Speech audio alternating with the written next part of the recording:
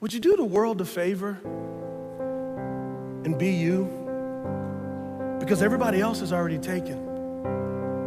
Do the world a favor and be you. The world needs you, or God wouldn't have made you. If God wanted me to be somebody else, I wouldn't be here. I would be them. Stop trying to be somebody else. Stop letting the culture define what's beautiful. God says you're beautiful. Have you listened to God's voice in Psalms 139, 13, and 14? That when you were in your mother's womb, you were wonderfully and fearfully made? Have you looked in the mirror and said, I'm wonderfully and fearfully made because God says? Or have you looked at TV images? Have you looked at magazine covers and said, oh, I'm ugly because I don't look like them? And God is going, precious child, you are beautiful to me. Too many people go around feeling wrong on the inside. They don't really like who they are. They focus on their faults, weaknesses. They're constantly critical toward themselves. That recording of everything they've done wrong is always playing in their mind. You're impatient. You blew your diet yesterday. You lost your temper. You're still struggling with that addiction. You should be ashamed of yourself. They wonder why they're not happy. It's because they have this war going on the inside. You're not supposed to go through life feeling wrong about yourself.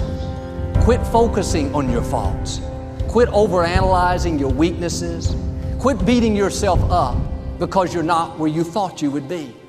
Here's the key. You're not a finished product. God is still working on you.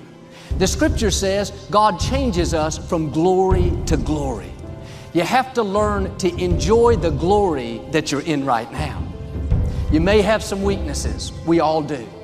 There may be some areas where you know you need to improve, but being down on yourself is not going to help you do better. Having that nagging feeling, telling you don't measure up, God's not pleased with you, you'll never get it right, it's not going to help you move forward. You have to accept yourself right where you are, faults and all. God is the potter, we are the clay. He's the one making you and molding you. It may not be happening as fast as you would like, but you don't control the timetable. Will you trust Him in the process? Will you accept yourself in the glory that you're in right now?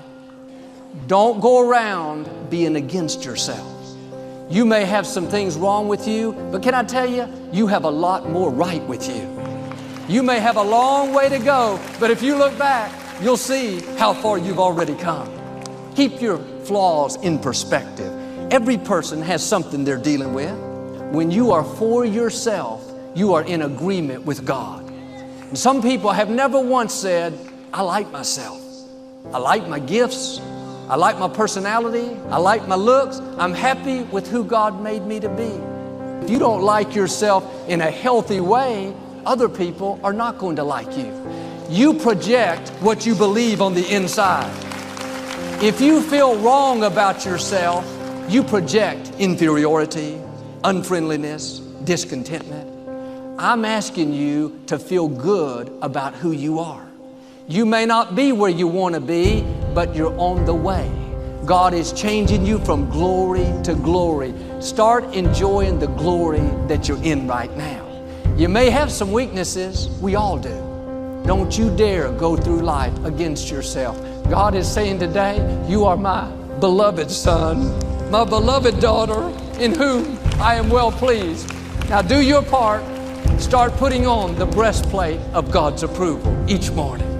If you'll do this, I believe and declare every chain that's holding you back is being broken. God is going to keep making you and molding you. You're going to come up higher, overcome those obstacles, and become everything He's created you to be.